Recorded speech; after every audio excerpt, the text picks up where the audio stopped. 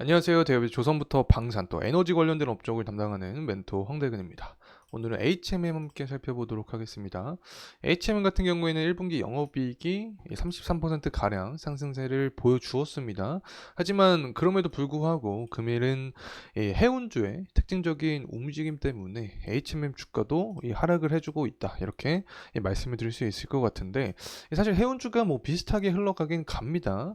시장과의 디커플링 현상으로 인해서 해운 관련된 업종 자체가 이 하락을 하게 되면 HM 같은 단일적인 종목들도 영향을 받을 수밖에 없다. 자, 이렇게 말씀을 드렸는데, 자, 이러한 부분이 현재 출현이 되고 있는 이 모습을 확인할 수 있습니다.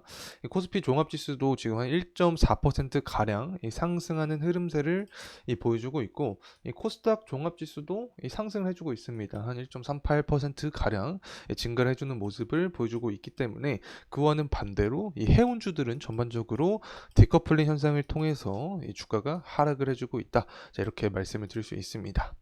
특히 금일 뭐 HMM이 가장 큰 하락 폭을 보여주고 있는 상황인데, 뭐 다른 종목들도 하락을 하고 있긴 합니다. 흥하해운이나 뭐 대한해운, 또 페노션 같은 이 종목들도 하락을 하고 있다 하지만 HMM이 가장 큰 하락폭을 보여주고 있다는 점 말씀을 드립니다. 자, 그만큼 최근에 상하이 컨테이너 운임지수의 상승에 따라서 주가 상승 폭이 가장 컸기 때문에 관련된 투자 심리가 반영이 되면서 현재 주가가 하락을 하고 있다는 점 해석을 해볼 수 있겠죠. 자, 어쨌든 실적이 이렇게 상승을 한 이유 자체는 홍해에 대한 연장선이라고 볼 수 있습니다. 홍해 이슈가 장기화되면서 운임지수가 상승을 했는데, 그 중에서도 이 상하이 컨테이너 운임지수는 가파르게 증가를 한 모습을 보여줬기 때문에 이 부분이 이제 HMM 주가까지 반영이 된 현재 상황이었다, 이렇게 해석을 합니다. 하지만 현재 가격적인 부분에서 하락을 하고 있는 구간 자체는 일단은 시장과의 디커플링 현상이 발현이 되고 있고, 그리고 이 단기적으로 과매수 구간에도 속해 있었기 때문에 이 단기 조정세가 진행이 되고 있지 않나 개인적으로 생각하고 있습니다. 그에 따라서 수급적인 측면도 봤을 때 외국인 물량이 강하게 나와주고 있는 상황이기 때문에 HMM의 주가의 방향성까지 금일 한번 이야기해보는 시간 갖도록 하겠습니다. 구독과 좋아요 부탁드리고 금일 영상도 끝까지 시청해주시면 감사하겠습니다. 일단은 실적 관련된 기사 내용을 가져왔습니다. HMM의 1분기 영업이익이 4,070억이다. 전년 동기 대비해서 33%가량 증가한 모습을 보여주고 있다. 자, 이런 이야기가 나와주고 있습니다. 다양한 이슈가 있겠죠. 하지만 가장 대표적인 것을 뽑으라면 운임지수 상승이다. 그래서 수익성 위주의 영업 강화로 인해서 추가적으로 매출과 영업이익이 증가했다라는 이야기가 나와주고 있습니다. 그래서 어쨌든 해운주가 살펴볼 수 있는 게 BDI 지표, 그리고 상하이 컨테이너 운임지수 이렇게 볼 수 있겠는데, HMM 같은 경우에는 여기에 속해 있다라고 말씀을 드렸죠. 그래서 상하이 컨테이너 운임지수가 강한 상승폭을 보여줬기 때문에 실적까지 영향을 주면서 HMM 주가도 최근에 상승에 대한 흐름을 이야기를 했다는 점 말씀을 드립니다. 자, 어쨌든 평가 자체는 향후 해운 업황에 대한 소비 수요 안정세가 예상이 되고 있다. 하지만 지정학적인 리스크를 우리가 살펴봐야 되기 때문에 이 부분에 대한 추적을 계속해서 해야 된다. 이렇게 나와주고 있습니다. 제가 또 여러분과 중동에 대한 리스크나 해운주 업황 혹은 실적 관련된 부분은 가장 빠르게 또 전해드리려고 노력을 하고 있기 때문에 구독과 좋아요 꼭 한 번씩만 부탁드리고 저와 계속해서 함께하면 좋을 것 같습니다. 그래서 홍해 이슈가 장기화가 되면서 희망봉 우회가 지속이 되면서 운송 기간이 증가를 했고 공급망이 불안정해지면서 운임비에 대한 변동성이 큰 상황이다. 자, 이 부분은 사실 우리가 다 알고 있는 그런 분야죠. 그래서 관련된 디테일한 이야기 좀 더 진행을 해보면, 이 상하이 컨테이너 운임지수 같은 경우에는 4월 19일부터 강한 반등세를 보여줬습니다. 이때부터 이제 중국 경기 회복세가 보여주었죠. 때문에 BDI 지표도 함께 상승한 이 모습을 보여주었는데, 일단 컨테이너 운임지수가 1년 8개월 만에 최고가를 기록했다라는 이슈도 계속해서 나와주고 있습니다. 홍해 리스크가 장기화되고 최근에 이스라엘 이란 전쟁으로부터 호르무즈에 봉쇄한다라는 이슈까지 나와주면서 운임 상승에 대한 기대가 계속해서 반영이 되고 있는 상태이다. 자, 이렇게 볼 수 있겠고, 또 경제 지표도 살아나는 모습을 보여주고 있습니다. 그에 따라서 뭐 지금 보고 있는 이 BDI 지표도 상승을 하고 있는데 중국 제조업 지표도 잘 나왔습니다. 잘 보이는지 모르겠지만 예측치보다 실제가 더 높은 모습을 보여주었죠. 50이라는 숫자를 넘었죠. 경기 확장 국면에 속해 있는 그런 상황이다. 이렇게 볼 수 있고 무역 수지도 잘 나와 주었습니다. 그렇기 때문에 전반적으로 경기 회복세가 탄력을 더욱 받고 있는 상황이다. 이런 상황에서 원자재에 대한 수요도 증가하면서 원자재 가격 상승까지 이어지고 있습니다.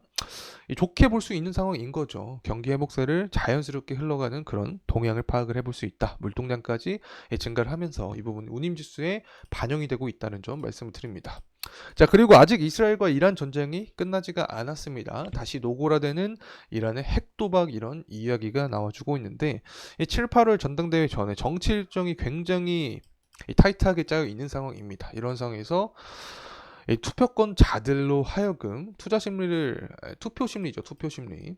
지지율을 높이기 위한 전략을 펼칠 수 있는데 가장 효과적인 게 바로 전쟁 리스크고 이스라엘과 이란 관련된 조금 더 공격적인 이슈가 나와주게 되면 이 부분이 시장에 반영이 되면서 다시 한번 운임비 상승을 유발할 수 있다. 그렇게 되면 HMM 주가도 상승 탄력을 재차 받을 수 있다는 점 말씀을 드립니다. 자, 이제 가격적인 측면 다시 한번 살펴보도록 하겠습니다. 현재 일봉을 보고 있는 상황인데 이 4월 달 들어서 주가가 상승을 해주면서 사실 5일선 구간을 이탈한 적이 없습니다. 하지만 금일 5일선 구간을 이탈을 해준 상태입니다. 그래서 이 일봉의 11선 구간에 닿아 있는 상태인데 현재 구간에서 베스트 시나리오는 일단 이탈하지 않으면서 재차 반등을 해주는 게 가장 좋은 시나리오겠죠. 하지만 조금 더 크게 살펴봤을 때 주봉으로 보게 된다라고 하면 현재 구간에서 조금 더 추가적인 조정이 나왔을 때 이 5일선 구간, 주봉의 5일선 구간에서는 지지를 다시 한번 받아주면서 상승을 해줘야 된다는 점 말씀을 드립니다. 자, 그리고 나서 이 수급적인 측면을 보게 되면 외국인 매도 물량이 금일 좀 많이 나와주고 있습니다. 기관과 뭐 보험, 투신, 연기금까지 매도 물량이 출현을 해주고 있는 상태인데 최근 들어서 매집세가 좀 많이 존재를 했었죠. 업황의 강세에 더불어서 HM의 실적까지 부각이 되면서 수급적인 측면에서 이점을 받았자면 이 단기 과열 구간에 속해 있는 상태에서 시장과 디커플링 현상까지 발현이 되면서 이렇게 외국인의 강한 매도 물량이 좀 나와주고 있지 않나 생각을 하고 있습니다. 자, 하지만 제가 강조드렸던 부분이 있습니다. 아직까지 이 상승에 대한 모멘텀은 유효하게 남아있는 상태이다. 특히 정치 일정을 봐야 되고 7월 8월 전당대회 전에 다시 한번 이스라엘 이란 관련된 전쟁 관련된 이슈가 부각이 되면 이 부분에 의해서 상하이 컨테이너 운임지수도 상승할 수 있겠죠. 그리고 또 중국 경기 회복세가 가셔야되거나 중국의 금리 인하를 시행했다라는 그런 이슈가 나와주게 되면 유동성이 시장에 공급이 되면서 이 부분도 상승 트리거로 작용이 될 수 있다는 점 말씀드립니다. 자, 그리고 나서 HMN 같은 경우 재무적인 측면을 봐도 좀 매력적이라고 말씀을 드렸습니다. EPS가 상승하는 모습을 보여주고 있습니다. 23년 대비해서 24년 상승하는 이 모습을 보여주고 있고 그에 따라서 BPS 주당순 자산 가치도 증가하는 모습을 보여주고 있는데 현재 이 가격적인 측면과 비교를 했을 때 거의 50% 이상 이 차이가 나는 구간이기 때문에 밸류적인 측면에서도 매력적인 구간에 속해 있지 않나. 그래서 이 BDI 지표를 보는 그런 해운주 중에서는 이 대한해운을 뽑을 수 있겠고 상하이 컨테이너 운임지수를 보는 해운주 중에서는 HMM. 자, 이렇게 두 종목이 밸류적인 측면에서 좀 매력적인 측면을 갖고 있지 않나 생각을 하고 있습니다. 자, 이상으로 HMM에 대한 영상 마무리하도록 하겠습니다. 금일 시간이 도움이 되셨다면 구독과 좋아요 부탁드리겠습니다. 감사합니다.